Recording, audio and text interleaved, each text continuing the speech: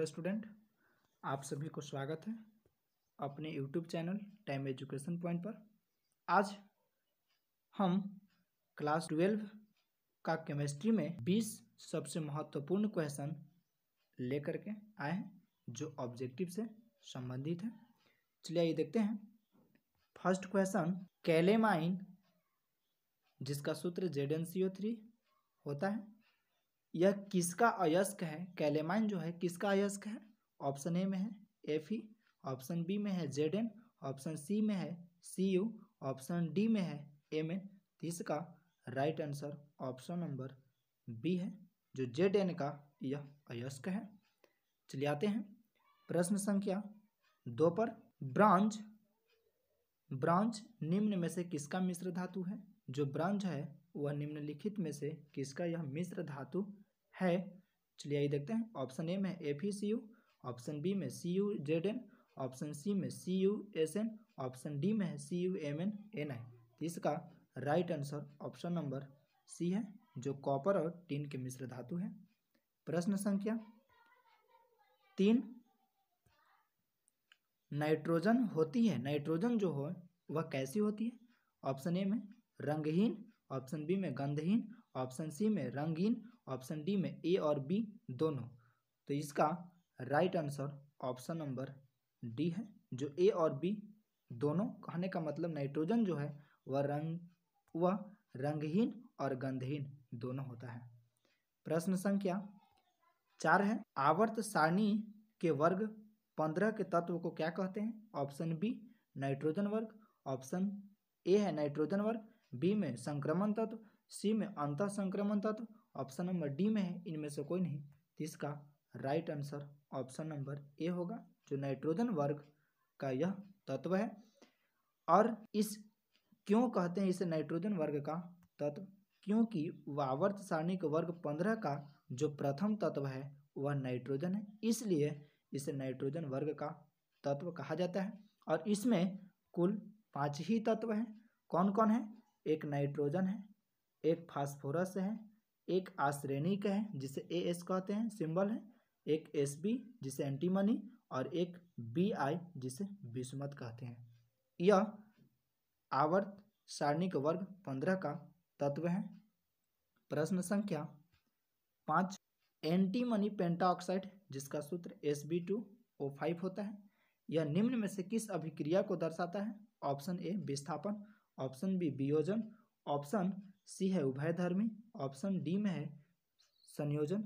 इसका right answer option number C है, जो उभयधर्मी है। और यह जो एंटीमनी पेंटाऑक्साइड जो है अम्ल एवं क्षार से जब अभिक्रिया करता है तो यह लवण बनाता है। क्या बनाता है दोस्तों? यह लवण बनाता है। अब प्रश्न संख्या 6 है, बिस्मथ पेंटाऑक्साइड जिसका सूत्र Bi2O5 होता है, निम्न में से क्या है? क्षारीय है, अम्लीय है, ऑप्शन सी लवण है, ऑप्शन डी में ए और बी दोनों। इसका right answer option number A है, जो यह क्षारीय है।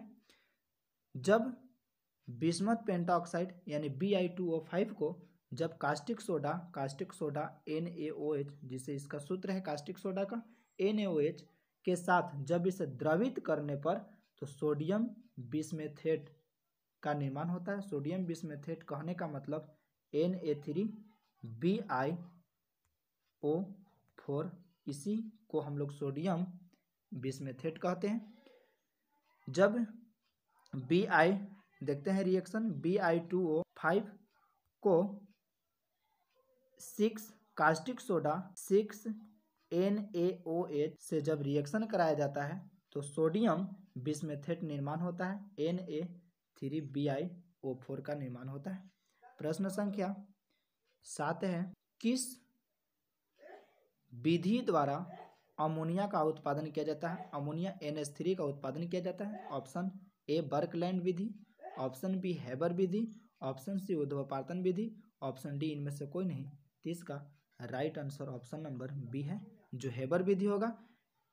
इसे उत्पादन करने के लिए मुख्यतः 3 विधि है। जो पहला हेबर विधि एक है, और दूसरा साइनाइड विधि है, और तीसरा नई विधि है। चलिए ये देखते हैं। अब प्रश्न संख्या 8। नाइट्रिक अम्ल कहने का मतलब HNO3 का अपेक्षित घनत्व होता है। क्या होता है नाइट्रिक अम्ल का अपेक्षित घनत्व? ऑप्शन ए में 2.43, 0.43, ऑप्शन सी में 1.43, ऑप्शन डी में इनमें से कोई नहीं। तो इसका right answer option number C होगा, जो 1.43 होता है। प्रश्न संख्या 9 पर बात करते हैं। SF6 की संरचना होती है कैसा? विद्युत अष्टफलक, चतुष्फलकीय, एक रैखिक, इनमें से कोई नहीं। तो इसका right answer option number A है, जो विकृत अष्टफलक होता है। अब इसकी संरचना हम लोग देख भी लेते हैं। इस प्रकार से इसे हम लोग बनाते हैं, जो सभी कॉर्नर पर एक एक फ्लोरीन को लिखेंगे इस प्रकार से।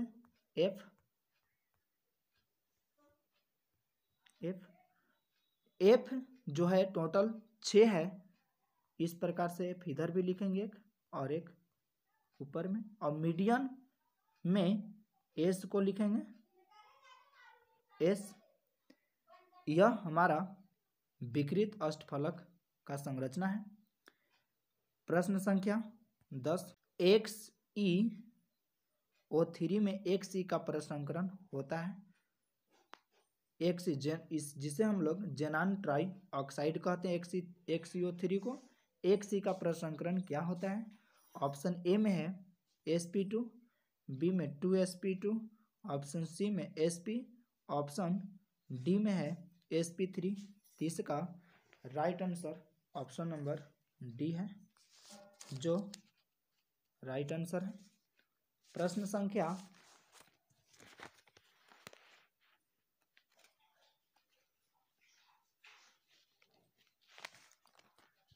11 पर बात करते हैं। CONH3 में CO की ऑक्सीकरण संख्या क्या होती है? ऑप्शन ए में +4, -2, +3, डी में -5। तो इसका right answer option number C है, जो +3 होता है। कैसे होता है चलिए देखते हैं। जिसकी ऑक्सीकरण संख्या पूछेगा उसे हमेशा x मान लेते हैं। x NH3 की ऑक्सीकरण संख्या O होती है, 0 होती है, इंटू यह घात 6 है, आधार 6 था, इक्वल टू जो घात है हॉल घात है वह +3 है। x + 600 इक्वल टू +3, कहने का मतलब x बराबर +3 हुआ। CO का ऑक्सीकरण संख्या दिए गए यौगिक में।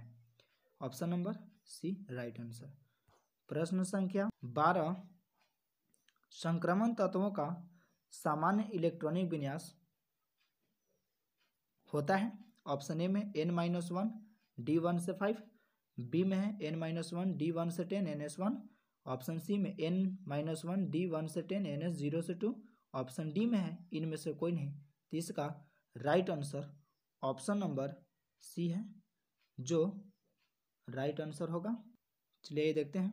प्रश्न संख्या 13। Cr3+ में अयुग्मित इलेक्ट्रॉनों की संख्या क्या होती है?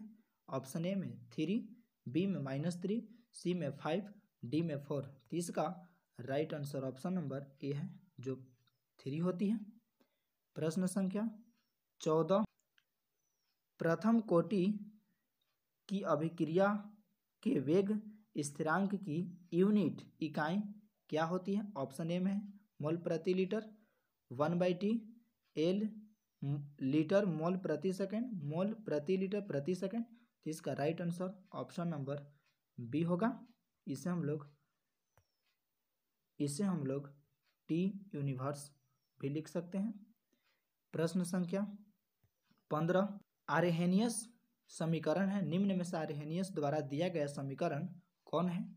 ऑप्शन ए में है K = AE⁻⁻A प्रति RT, ऑप्शन बी में K = AE⁻⁻H प्रति RT, ऑप्शन सी में K = -AE⁻−EA प्रति RT, ऑप्शन डी में K = AE⁻EA प्रति RT।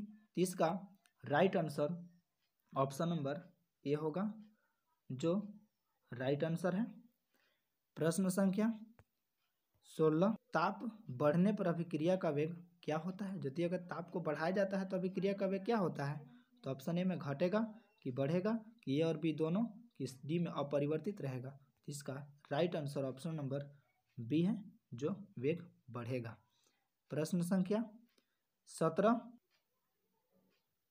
जल में H2Cl2 अभिक्रिया के ऊपर सूर्य प्रकाश लिखा गया है। 2HCl अभिक्रिया होती है। 2HCl कहने का मतलब यह प्रतिफल है, हाइड्रोक्लोरिक एसिड कहते हैं। इसका जो कोटि होती है निम्न में से क्या होती है? ऑप्शन ए में 3, बी में 2, ऑप्शन सी में 1, ऑप्शन डी में 0। तो इसका right answer option number D होगा जो राइट आंसर है। प्रश्न संख्या 18 पर बात करते हैं। इकाई सेल कितने प्रकार के होते हैं? ऑप्शन ए में है 3, बी में है 2, ऑप्शन सी में है 4, ऑप्शन डी में है 8। इसका right answer option number A है जो राइट है। इकाई सेल 3 प्रकार के होते हैं। फर्स्ट जो होता है वह सरल सेल होता है जिसे SCC कहते हैं, सिंपल क्यूबिक सेल कहते हैं। और दूसरा जो होता है पिंड केंद्रित सेल होता है जिसे हम लोग BCC कहते हैं, बॉडी सेंटर्ड सेल कहते हैं। और तीसरा जो होता है FCC होता है जिसे हम लोग फलक केंद्रित सेल कहते हैं, FCC। चलिए आते हैं प्रश्न संख्या 19, निम्न में से सहसंयोजक क्रिस्टल का उदाहरण है। सहसंयोजक क्रिस्टल का निम्नलिखित में से उदाहरण है, कौन है जो सहसंयोजक क्रिस्टल का उदाहरण है? ऑप्शन ए में सोडियम, बी क्लोराइड, सी NaCl, ऑप्शन डी हीरा। तो इसका right answer option number D है जो हीरा है। और ग्रेफाइट भी एक, जो ग्रेफाइट है वह भी सहसंयोजक क्रिस्टल का ही उदाहरण है, हीरा और ग्रेफाइट। अगला क्वेश्चन प्रश्न संख्या 20 है। ठोस के प्रकार होते हैं, कहने का अर्थ ही है कि ठोस कितने प्रकार के होते हैं? ऑप्शन ए में 1, option B 2, option 3, option C में 3, ऑप्शन डी में है इनमें से कोई नहीं। तो इसका right answer option number B है जो राइट आंसर है। पहला क्रिस्टलीय ठोस, 2 प्रकार का ठोस, पहला क्रिस्टलीय ठोस और दूसरा अक्रिस्टलीय ठोस होता है।